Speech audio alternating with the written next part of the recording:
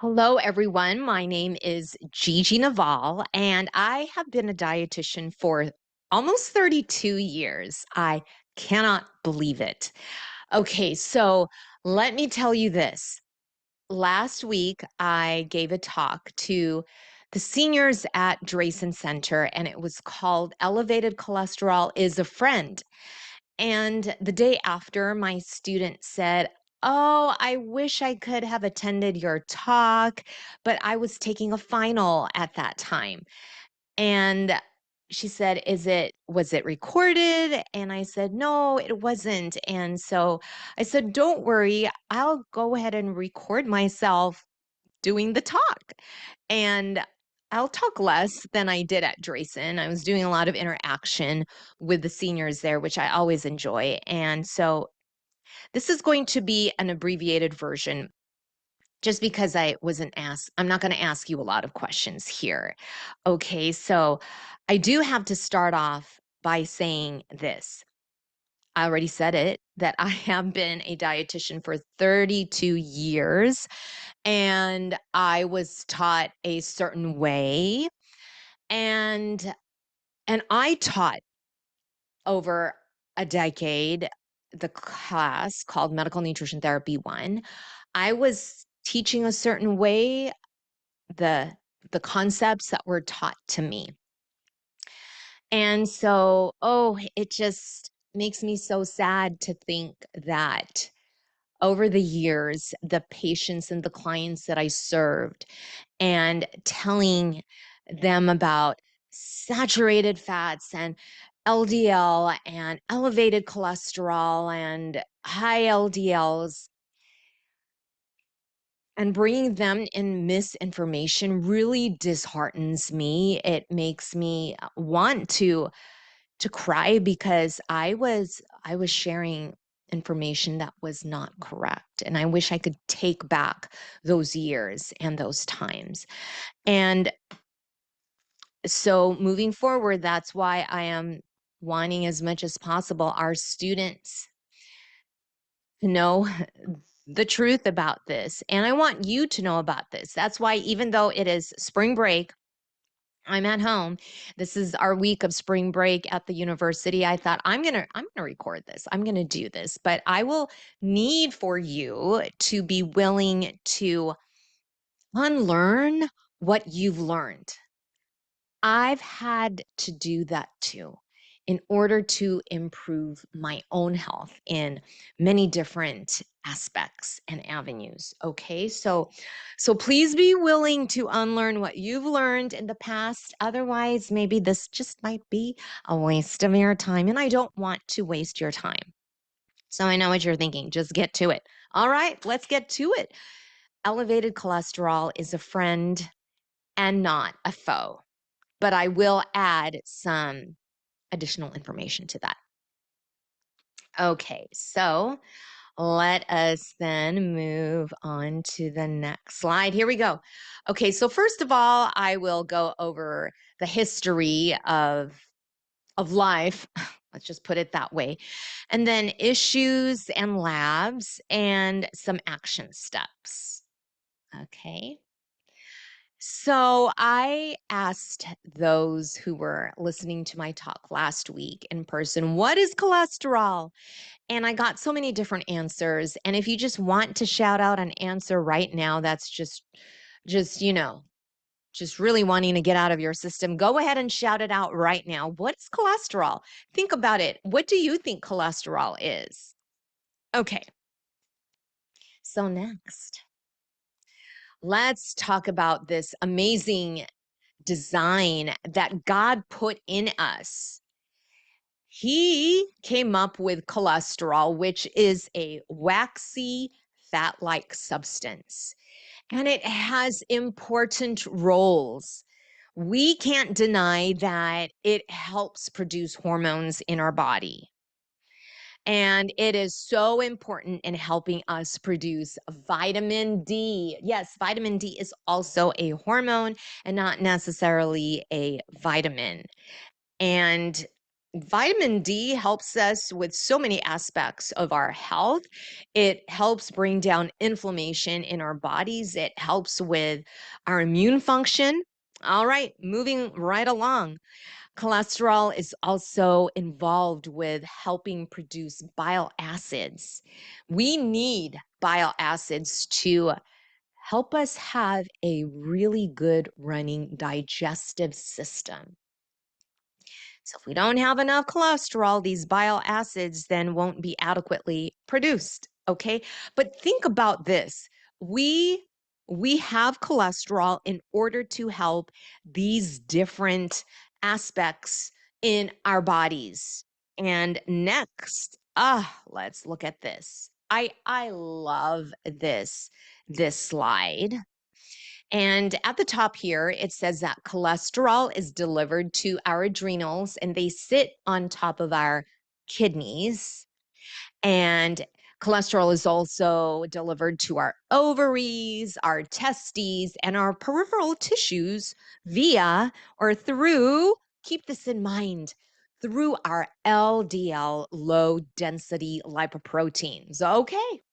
So from the cholesterol, then we produce pregnenolone. This is like the parent hormone for both all of us, males and females. And so if we look at this, we look at who we are, and then we look at our stress. Okay, we all have stress, and stress is not necessarily bad because it helps us get deadlines met. It helps us study for tests. It helps us meet the deadlines for projects. It helps you remember, oh, I got to hurry up to pick up my child, or I need to take my parents to their appointment. So a little bit of good stress is good, and so it's helpful. Okay, and who we are and stress can affect these other areas of production of our hormones. But look at this, cholesterol through pregnenolone then produces what we call DHEA. And on this side, it helps with the production of testosterone and 3 types of estrogen. And we have to remember that men, yes, you also have estrogen and progesterone. And then women, yes, in addition to the progesterone and estrogen, we also have testosterone. Okay, so on this side, this is what is produced, testosterone and estrogen. And through this side, from the pregnenolone, and it produces progesterone, it produces cortisol. Cortisol is our stress hormone. It is not a bad guy, but in excess, it could wreak havoc on our health. But we need all of these different hormones to carry out different processes in our bodies. All right, we are going to go down memory lane. So this gentleman right here, Ansel Keys, was a physiologist. And in the 1950s, he was the one that originated the diet heart hypothesis. I was going to say die hard. I don't know why I was going to say that, but he originated the diet heart hypothesis. Another name of this hypothesis is the cholesterol hypothesis. So it was through him who linked saturated fat and cholesterol to heart disease. But this hypothesis and this thinking was based on small feeding experiments. Think about that.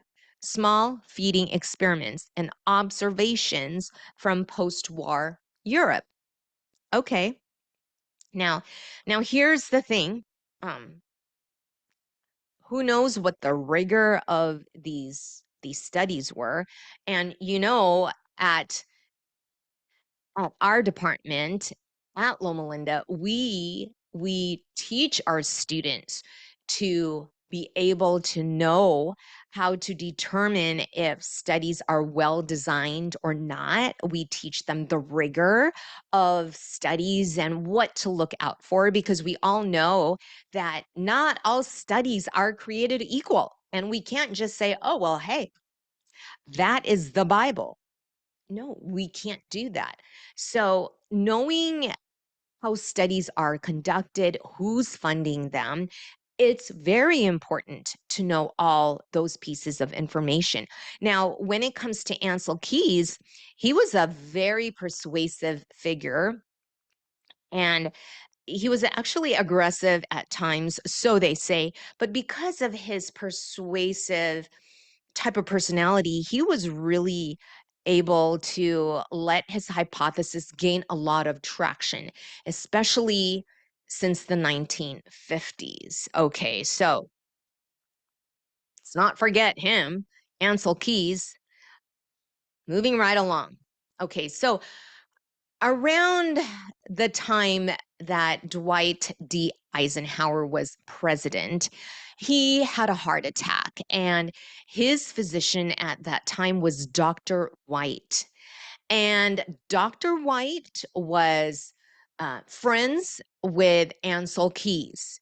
And so, because Dr. White was very familiar with Ansel Keys' work, so he told President Eisenhower, you got to stay away from saturated fats and butter and all those things. And so, of course, President Eisenhower followed because he didn't want to have another heart attack.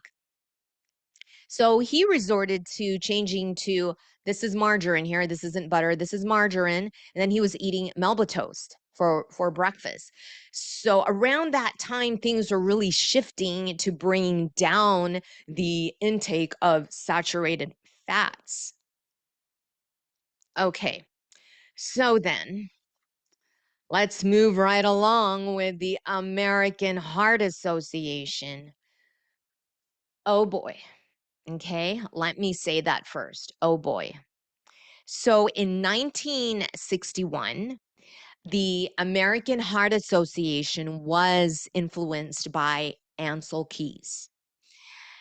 And they actually invited him to be on their nutrition subcommittee.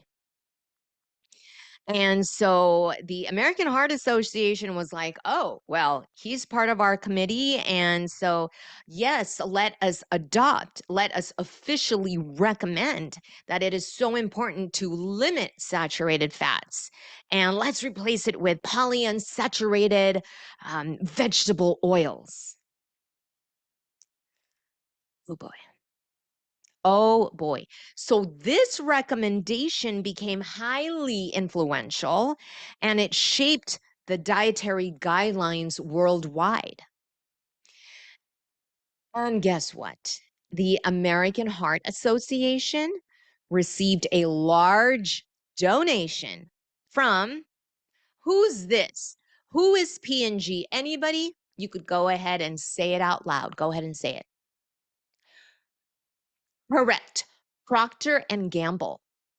So the American Heart Association then received this big donation from Procter and Gamble, and at that time they were producing Crisco oil. So this presents a huge conflict of interest. So you can see, like, the dietary guidelines for Americans, it has been influenced by, back in the day, organizations like the American Heart Association and food industries. But you have to start questioning, were they really concerned about our health? Were they truly? Were they truly concerned? Okay, well, let's go back to Ansel Keys. Ansel Keys' Little Seven Countries study. Okay.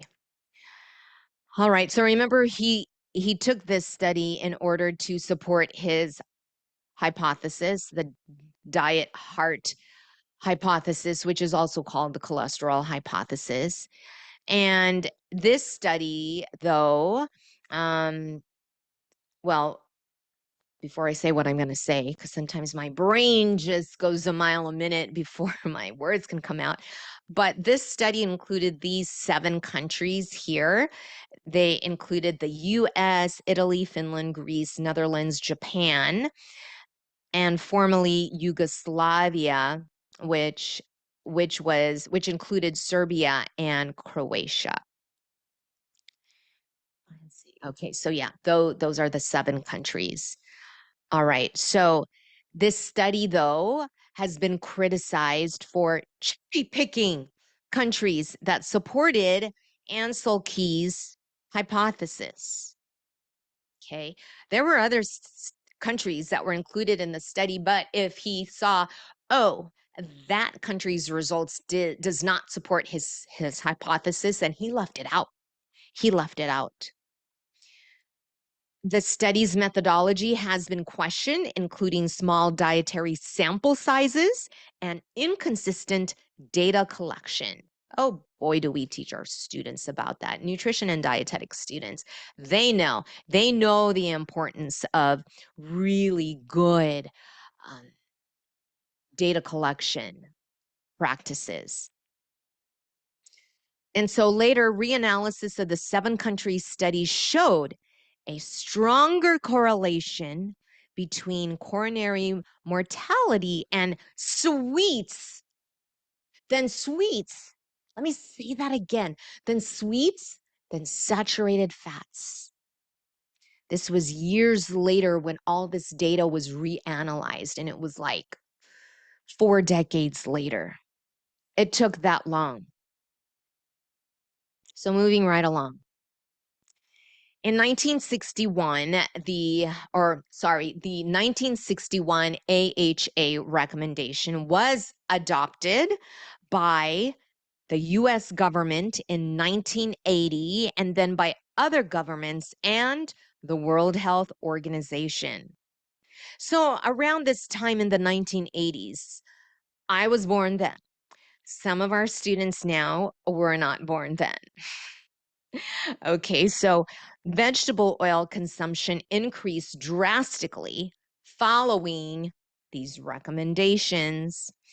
And so the results of the 7 country studies have never been, it's not that it was never been independently analyzed, at least for a long time until recently. And most subsequent studies after that have failed to confirm its conclusions that saturated fat is associated with coronary disease. Okay. So keep this in mind. We have been influenced unfavorably. Okay. Now, let's think about the food industry, and there are so many groups within the food industry, and this one includes the Sugar Research Foundation. Whew. Oh boy. Alrighty, so there was an emergence of these competing theories, the diet heart hypothesis, right? And then studies that were showing that, well, it's actually sugar that is really associated, and they were finding causation with high sugar intake. So while the diet heart hypothesis focused on saturated fat and cholesterol, evidence began to emerge suggesting a role for sugar in heart disease. Researchers started exploring the link between high sugar intake, elevated triglycerides, and increased risk of cardiovascular problems. Okay, so listen up. What did the Sugar Research Foundation do? Here are the actions. In the 1960s, the Sugar Research Foundation, an industry trade group, sought to downplay. They sought to downplay the role of sugar in heart disease. So what did they do? Listen, they funded a research review published in the New England Journal of Medicine in 1967. So they hired Harvard scientists, and the 1967 review, it included this. The Sugar Research Foundation paid Harvard scientists to write the review. The review selectively downplayed the link between sugar and heart disease while emphasizing the role of saturated fat and cholesterol. Can I read that again? Let me read it again just in case you were dozing off elsewhere. The review selectively downplayed the link between sugar and heart disease while emphasizing the role of saturated fat and cholesterol. The review did not disclose the Sugar Research Foundation's funding or involvement. Oh, that really ticks me off. I really want to use another word, but ticks me off is fine. They didn't disclose. And we teach our students, okay, when you look at studies and you look at the design, but also look who is funding the research. Okay? Because if you know who's funding it, sometimes these industries can actually influence the researchers to manipulate their findings in order to make their products look good. It's a horrible world. I really have loved research, but in 2018 when I read this book, The Unsavory Truth by Marion Nestle or Nestle, it opened my eyes to the food industry and how we have been deceived again and again. There are a lot of people who don't tell you the truth. And so in this case, they did not disclose that the Sugar Research Foundation funded this review that the Harvard scientists wrote up. Of course, who would think, oh okay, Harvard scientists wrote it, so they must be telling the truth.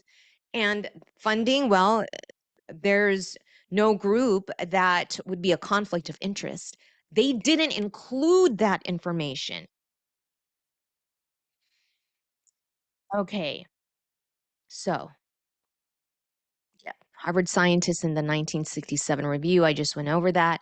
Okay, so here is, oops, I didn't mean to click on that yet, but the cover up and bias. The Sugar Research Foundation's actions aim to protect the sugar industry's interests. The review contributed to shifting the focus of dietary guidelines away from sugar and towards saturated fat. That's just horrible. This review was a major conflict of interest. Discovery of the deception. Internal Sugar Research Foundation documents revealed the funding and influence behind the 1967 review. This discovery exposed the industry's attempt to manipulate scientific research and public perception. And I wish I could remember the name of the researcher who went back to look at those original documents. And it was actually a dentist. She was one of them. Thank God for her. So the discovery of the deception has led to a reevaluation of the diet heart hypothesis or the cholesterol hypothesis. And so in the world, there is a continuing debate. The role of sugar in heart disease remains a topic of ongoing research and debate.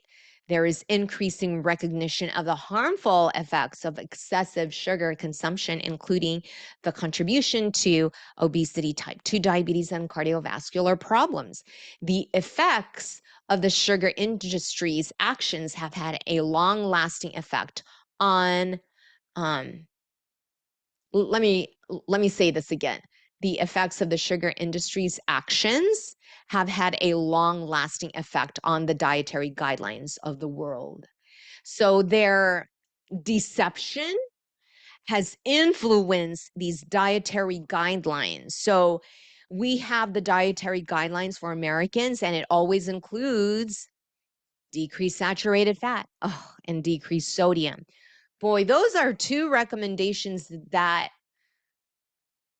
those are really more to put us in sick care versus health care, honestly.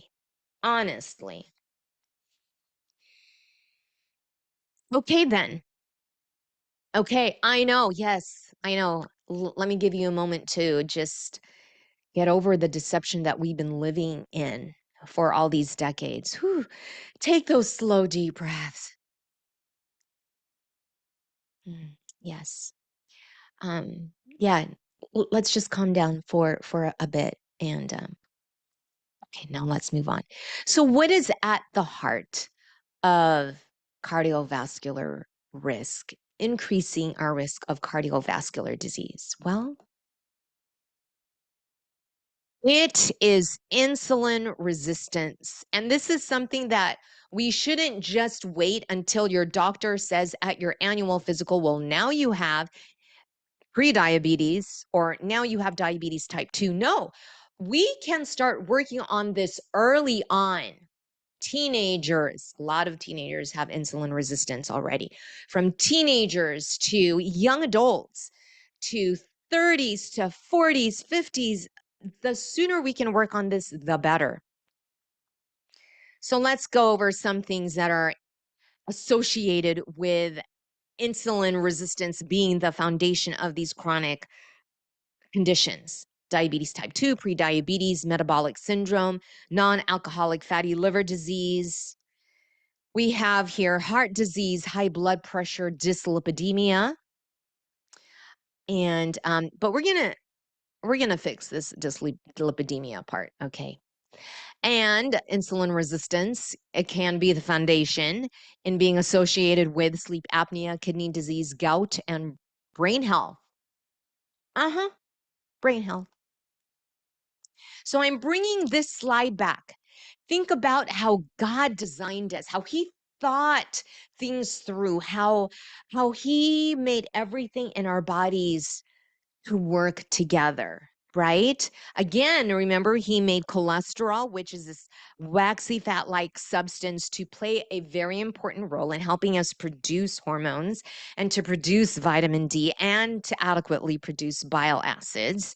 And he helped the design, or sorry, he made the design to help us with our brain health.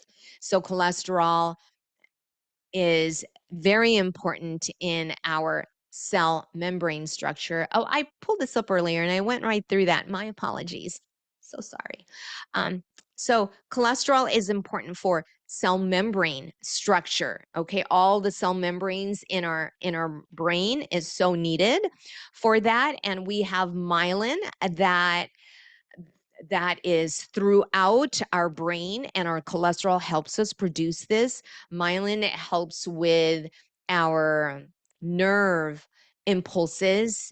Okay, so we need those nerves to be talking to each other and transmitting messages to different parts of our brain to help us know what is going on and what to do. And of course, cholesterol is helpful in order for us to also produce hormones, because our brain also needs certain types of hormones.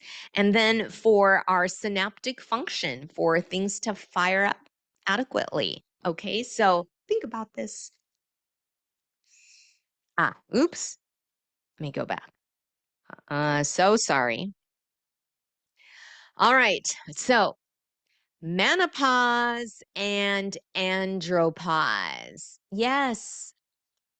Hey, hey, hey, hey. Don't think, menopause or, andropause. No, no, no, no, no. God designed us to age beautifully. He designed perimenopause to postmenopause. So perimenopause, menopause, and postmenopause. Okay.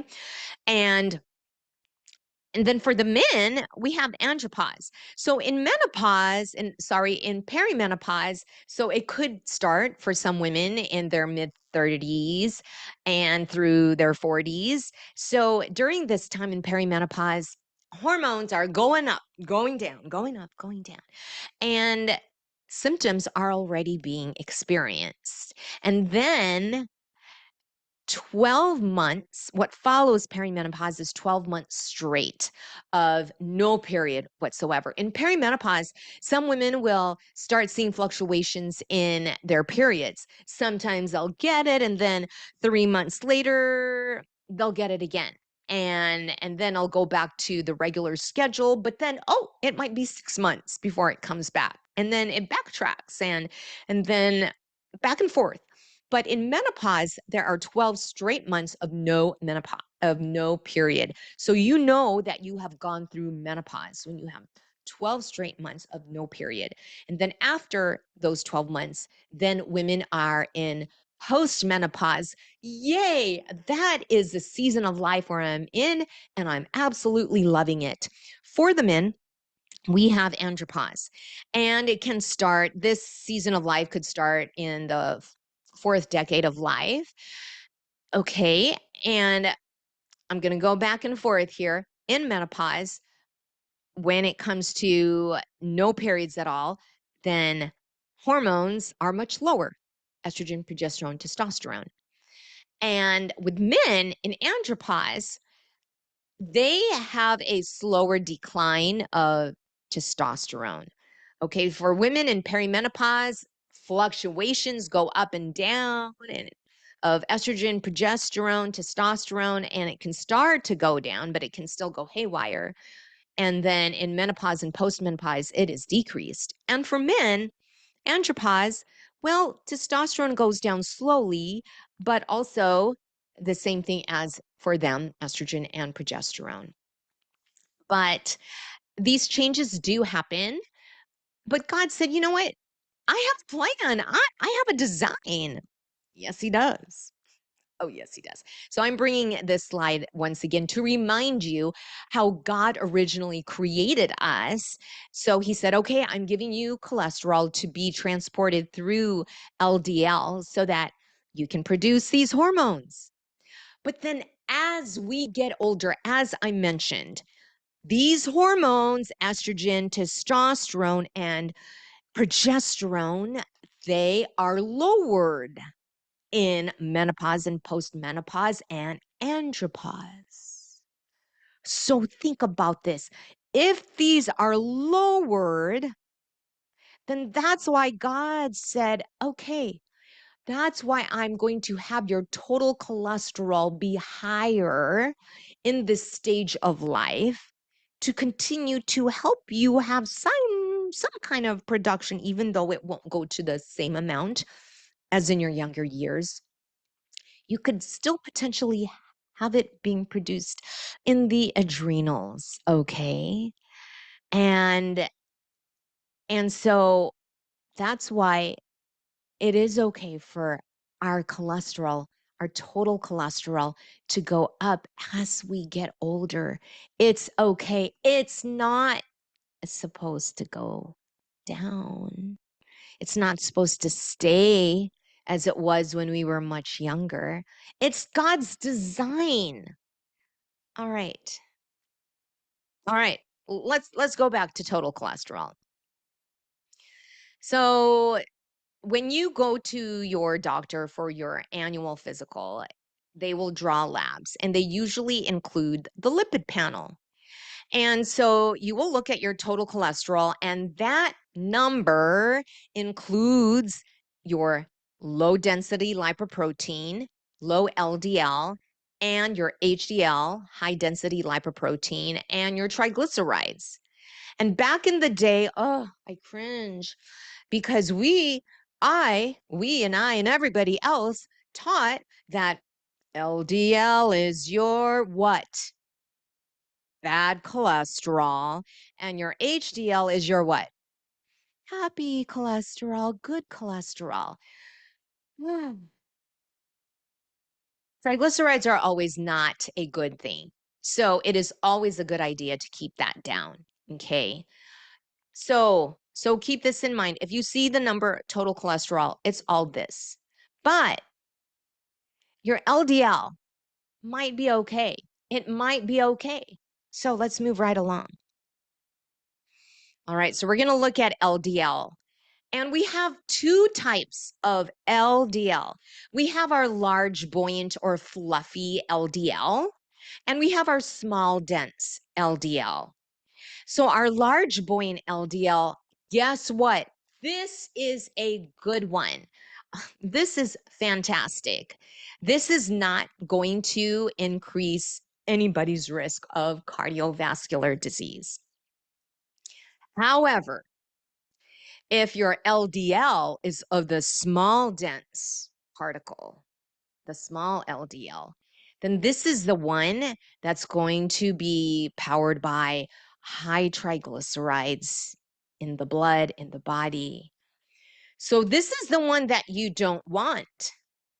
But if it's an LDL, but it's large, buoyant, hallelujah, praise the Lord. Studies have shown that when you have this higher LDL, that people tend to have a longer or a good long life. Okay. Or as those who don't have any cardiovascular disease risk at all. Okay. So this is actually really good. Your LDL, if it's the large buoyant, it is not what we say atherogenic. Small dense LDL, because it has a lot of triglycerides in it. It has a lot of triglycerides, so it is atherogenic. It causes us to increase our risk of cardiovascular disease. It can cause us to have atherosclerosis. Okay. So you're thinking, well, how do I know which one I have? Before I talk about that, though, because this is really good news, let's talk about this. If you have the small LDL, it's small enough to get inside the lining of our arteries. It is so small. It's like, oh, hey, let me go in here. I know I'm not supposed to be in here, but oh, I'm small enough. I can go in there.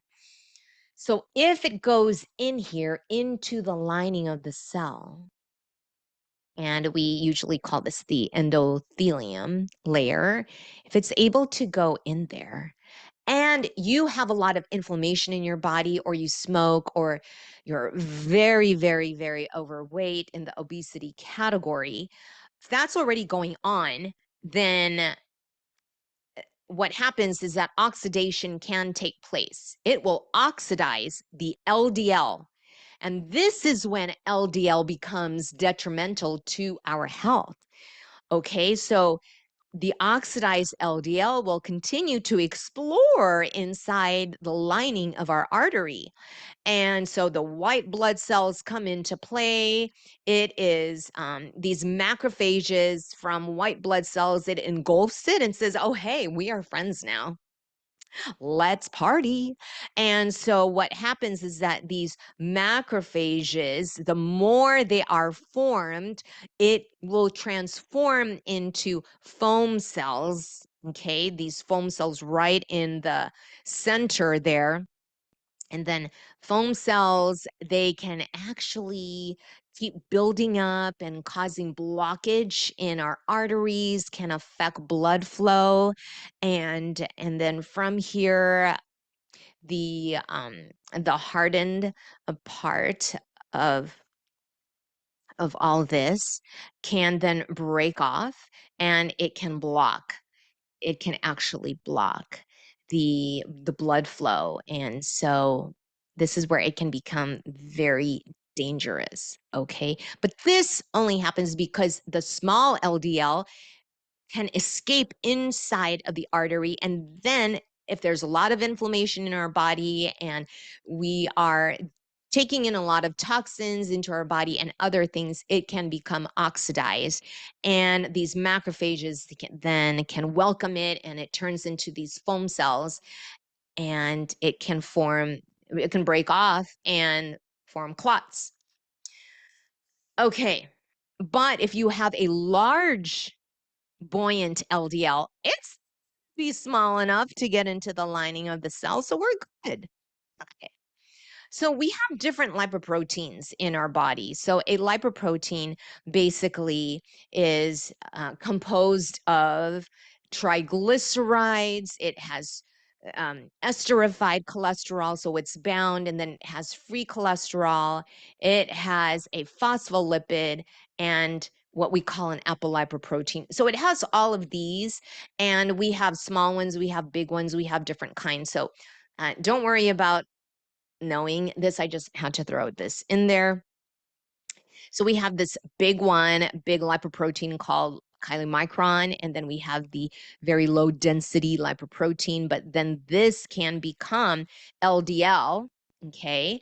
And so the VLDL is converted to the LDL and it carries cholesterol to all cells in the body. It's like, yes, I know you need cholesterol, remember, into the adrenals, into the ovaries, into the testes, other areas. And then, of course, yes, HDL is still our, beneficial, friendly cholesterol. But do we have to separate that out and just make that looking good when total cholesterol now we can see it is beneficial for us and it's positive for us? And so it picks up cholesterol from the body cells and returns it to the liver. Okay, but let us go back to triglycerides. Yes, it is a fat. This is where the issue comes in, not saturated fat. When we are consuming excess added sugar, when we are consuming excess rice, even if it is brown rice, and even if it is cooled off after you are eating it, and yeah, I mean, I believe in that, right? I believe that's true. You cool it off and then the structure changes so it becomes a resistant starch. But it still doesn't mean you could have excess amounts of it, okay? But when we eat rice, pasta, added sugars, when we are consuming that in excess in comparison to our vegetables, in comparison to our protein rich foods, okay? Chicken, turkey, fish, tofu. If we are consuming more of that than that, our protein rich foods and our vegetables, then what happens is that the excess amounts will then get converted by our good old liver right here into triglycerides. Then we can store that away as fat. So triglycerides, we don't want this number to go down. This is the one we need to be mindful of. Oops, I went backwards. So in order to know what type of LDL you have, do I have a large buoyant LDL or the small dense one, which is atherogenic, which can cause issues, which can increase risk for cardiovascular disease? This is what you could do. You can take your lipid panel, take your triglyceride and divide it by your HDL, and that will give you the ratio. Okay. Take your triglyceride, divide it by HDL, and when it is less than 2, you are good.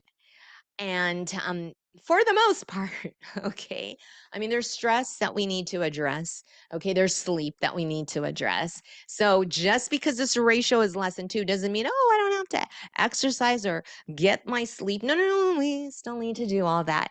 But this will tell you what is what your LDL is. And that is truly what is more important, because remember I told you earlier that that total cholesterol is composed of LDL, HDL, and triglycerides. Well, if your LDL is high, but it is of the large buoyant one, then don't worry. Okay? Don't worry. So take a look at this. Other labs that you could ask your doctor are apolipoprotein A, small apolipoprotein A, and that needs to be within normal limits too, because that will also tell you what's going on cardiovascularly with your cardiovascular risk. And also, so there are some people who say, well, look at apolipoprotein B, because the apolipoprotein B100, that one is associated with um, triglycerides. Okay, so but if you have this one, you can go right now if you have it and do this ratio. So if it's less than 2, the lower the ratio, the better. High 10. Okay. And I just want to show this to you. This is one of several studies. Lack of an association or an inverse association between LDL cholesterol and mortality in the elderly. A systematic review, not quite a meta-analysis, but it's a systematic review. Let's just go into the conclusions. I mean, you could read the results there, but high LDL is inversely associated with mortality in most people over 60 years. This finding is inconsistent with the cholesterol hypothesis that cholesterol, particularly LDL, is inherently atherogenic. Remember that diet heart hypothesis? Well, the other name I told you is cholesterol hypothesis. Okay. So since elderly people with high LDL since elderly people with high LDL-C live as long or longer than those with low LDL-C, our analysis provides reason to question the validity of the cholesterol hypothesis. So this right here is called the cholesterol paradox. Moreover, our study provides a rationale for a reevaluation of guidelines recommending pharmacological reduction of LDL in the elderly as a component of cardiovascular disease prevention strategies. This isn't the only one. There are several bigger studies like this that are looking at LDL and longevity. Now, here are a few studies out of several that are showing that the triglyceride to HDL ratio is a really good marker to look at. This one says it's looking at the triglyceride to HDL ratio as a risk marker for metabolic syndrome and cardiovascular disease. Here's one that you can look at it and the risk for diabetes type 2. Here's another one where they look at it as a surrogate biomarker for insulin resistance. I mean, I can go on and on and on. So this is continually being looked at as a marker for the risk of cardiovascular disease. So we can go on and on and on. But I just put a few. Okay, let's quickly talk about statins and 100% plant-based diets. So I taught MNT1, medical nutrition therapy 1, for 12 years. And throughout the 12 years, I was like, wow, exploring the guidelines for total cholesterol and LDL, guidelines for when they would give this medication. I'm like, aren't they going to stop? And then when you realize, oh, because statins do lower LDL, that's what's being taught to our healthcare practitioners. But then are they bypassing the important information that if it's a large boy in LDL, you don't have to lower it? Why are they not asking, why are they not questioning, is the LDL large buoyant or is it small dense? They're just saying, oh, total cholesterol is high and your LDL is elevated, statins right away. When there are a lot of repercussions and side effects of statins, most people don't do well on them. There's a small amount of people that might benefit from it, but really, really, I wouldn't go there. I just would not go there and really question it. And also those who consume a 100% plant-based meal pattern, they're like, woohoo, my LDL is low. My total cholesterol is fine. But as the years go by, as people get older, as we age, we get less cholesterol in our bodies. What's going to happen to those situations that's supposed to take place well in our bodies? Let me see. Okay. Oops, sorry. I didn't mean to. Sorry, we were focused on cholesterol. Remember how cholesterol is involved with our hormones, vitamin D, and our ability to produce bile acids to help us with digestion and other processes in our body and our brain health. So think about that as we get older and our estrogen, progesterone, testosterone tends to go down. That's why we need elevated cholesterol. Okay. But here's the thing. That's why we need more cholesterol to help support us. But then if these statins are suppressing our body's natural ability to go up as we get older, as how God designed us, but something is being given to us to block that so that our total cholesterol is less than 200, our LDL is low. That can affect our hormones, that can affect our vitamin D levels, and then vitamin D levels can affect many other issues. And then bile acid production will go down. That can affect digestion and gut health. And then brain health. We need cholesterol in order to have good brain health. Otherwise, cognition can be affected. Perhaps, you know, not perhaps. There are some people who truly have like dementia and Alzheimer's in which their cholesterol was just too low. I'm not saying causation, but there's an association. Okay. And some who consume 100% plant-based diets, and as they get older, their cognition can be affected. Yes, even if you're eating all plant-based foods. And there is this very important nutrient called choline. Choline is involved with our muscles, our memory, our cognition, our liver health, our cardiovascular health.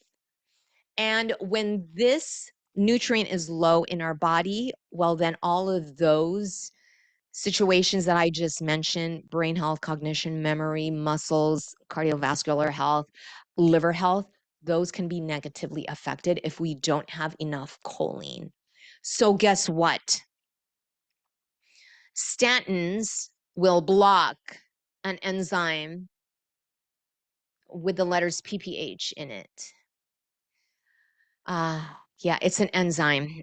And DPPH, I'm so sorry. I can't, I need to go back and look that up. Oh my word. Okay. You know what I was thinking of? I have been also talking about GLP-1 and antagonists that the DPP4, that's a whole nother talk. So sorry. The acetylcholinesterase. Okay, so this enzyme helps convert acetylcholine into choline, but statins can block this conversion of acetylcholine to choline. And so that also contributes to the individual not getting enough choline in the body. And so that can contribute also to decreasing the function of our memory, cognition, muscles, liver, cardiovascular health, because that's what choline is for, right? In addition to, we need cholesterol for the hormones, for vitamin D, for bile acid production, and brain health. Okay, so statins will lower cholesterol and it inhibits the conversion of acetylcholine to choline, and we need that for all of these not issues, but processes in our bodies that we need to work well. Again, it is memory, cognition, muscles, liver health, and cardiovascular health. Okay, now 100% plant-based diets. Let me tell you, There are some people who are like, oh, yes, my cholesterol is low and my LDL, I'm good to go. But as they get older, cognition can be affected. Okay. So here's the issue, especially if the individual, um, in addition to cholesterol being lower and needs to be higher as we get older, but some people have a gene variation, a nutrition gene variation for the nutrient choline. Okay. They're not able to produce it adequately. So when people have these gene variations for choline, it increases their need for outside choline. It increases their need for that. And so if these people don't eat enough choline, and really the best choline comes from eggs and animal products, then it really makes it that much more difficult for them to get adequate choline unless they supplement. Okay, so there's that's decreased, and then cholesterol that is decreased. So there could be potentially issues for some people later on down the road, not having enough cholesterol and choline. I know choline, I added that in here, and it's an additional piece of information to just give you just better understanding. Okay, so, oops. Da-da. What are the action steps that we could take? It is so important to be able to minimize sweet intakes for sure. Okay. Minimize sweet intakes. For those of you who like desserts a lot, you really need to learn how to cut back and just have a good small amount. Eat it slowly and really savor it and eat it mindfully, because sometimes you just need just a little bit. All right. And I'm not saying never ever have sweets, but it's these sweets that can make blood sugars spike. And even if you don't have pre-diabetes, you might have insulin resistance, but even if you don't have insulin resistance, if you are eating a meal and your blood sugar spikes, it comes down, but then you do that several times during the week or every day or every meal, eventually your pancreas is going to say, whoa, I've been working so hard for you. I'm getting tired. I can't really last so much longer. You really need to cut back on the sugars. And even if your blood sugars might look good, it's because your pancreas is working hard behind the scenes. And so if your pancreas has to be working harder to produce more insulin, eventually your pancreas will say, I can't work as well as I should. And then we have issues. Okay.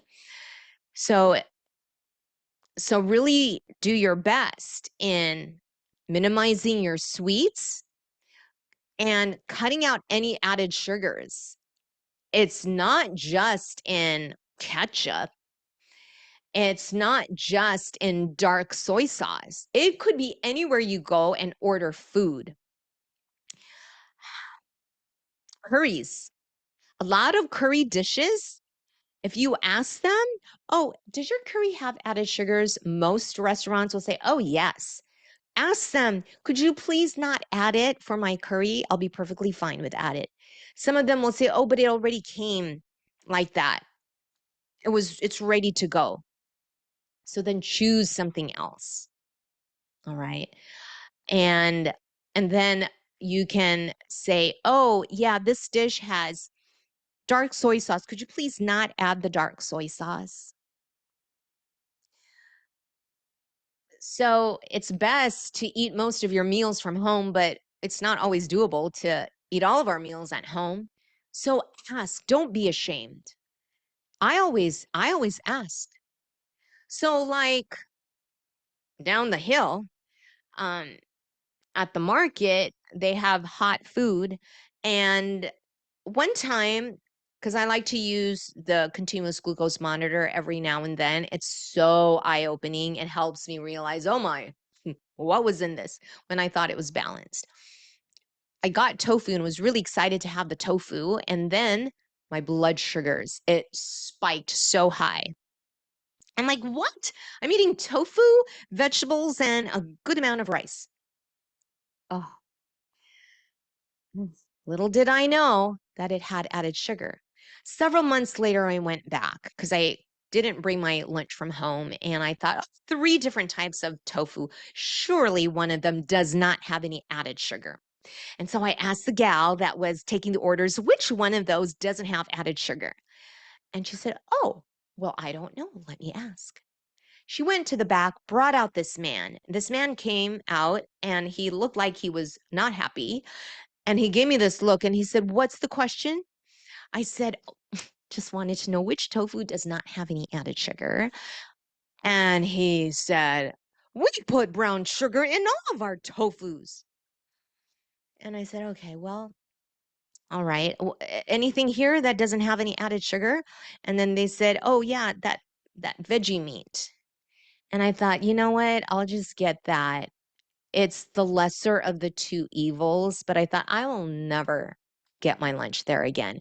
So always question, why do people have to put sugar in their entrees? They shouldn't have to. Okay. And don't think that you will be a nuisance to people. No, this is your health. You need to advocate for you. And you really need to be mindful of your rice intake, pasta intake, potatoes, even if you have put it in the fridge to cool off. Still be mindful of it. Okay. Because excess amounts of those in comparison to how much protein you are eating, or just yeah, if you're just eating too much of it in a meal, that can spike your blood sugars. Again, you don't have to have diabetes or insulin resistance yet, or or let's see, pre-diabetes. You don't need to have your doctor tell you that yet, because as our hormones are shifting, going south. Excuse me. I thought I had my water here, and I do, and I should have been sipping along. But as we go into these different transitions with less estrogen, yes, we do become more insulin resistant. And so it is our part to know what to do. And if you cut out your sweets, minimize them, cut out your added sugars, then you're able to beat the system. Okay. And make sure you get adequate amounts of protein at every meal, and be cautious with beans and legumes, because not only do they have protein, but they also have complex carbohydrates too. And for some people, it can make their blood sugars spike because if they eat a lot in one time. And you know what? Here we go. I love saying this now. Don't be afraid of eating saturated fat. God created it for us. It does raise LDL, but it is the large buoyant LDL. Again, if your small LDL is elevated, that's not the good one.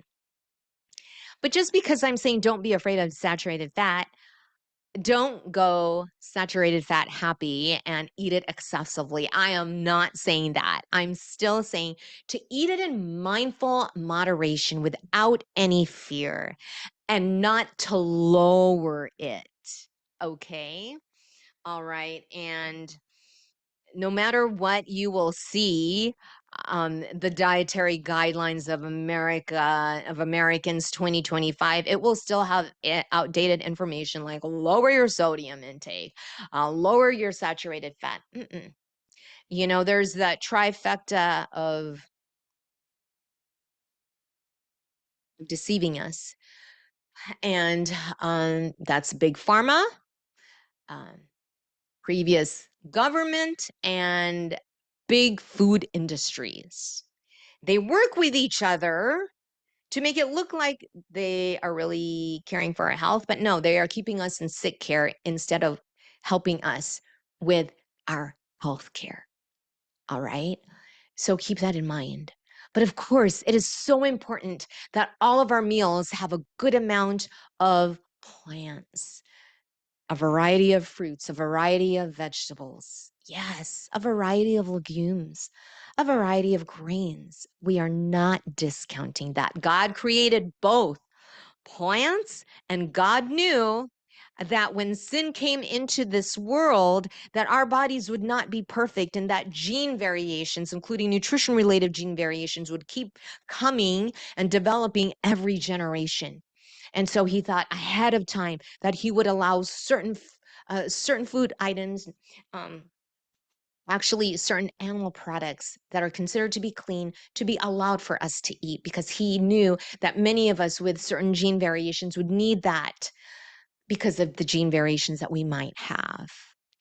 God thought things through with our cholesterol, making it go higher as we get older and allowing us to not feel guilty of eating eggs or dairy or fish or chicken or turkey, that type of thing.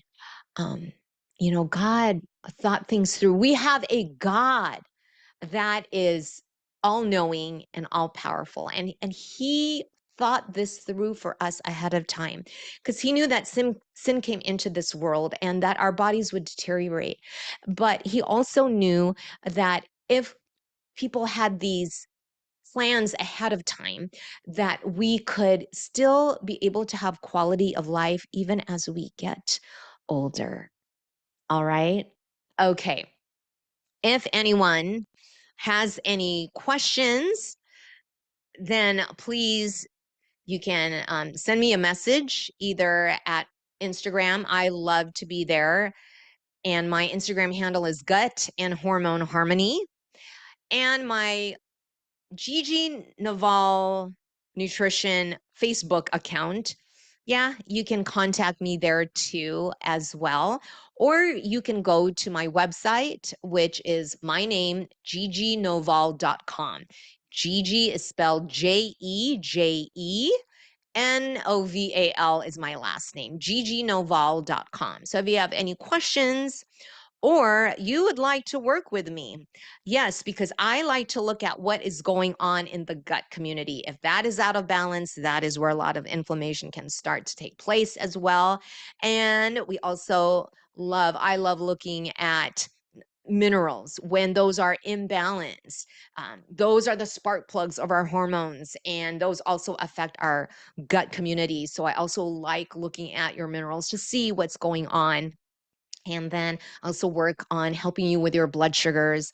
All that is my triple balance to thrive method. And yeah, I love that method because it really can help people so much. And then I also really like to look at the nutrigenetics of people because it can really provide more information on really making your nutrition intake be more precision, closer to precision. Because you could eat well, you could watch what you eat, but if you have certain gene variations and you're not eating accordingly, or you're not eating to meet your mineral imbalances and your blood sugar imbalances, then yeah, it can lead to all these chronic conditions. So, all right, everyone. Um, I wish you the best, and I wish God's blessings on every single one of you. Take care.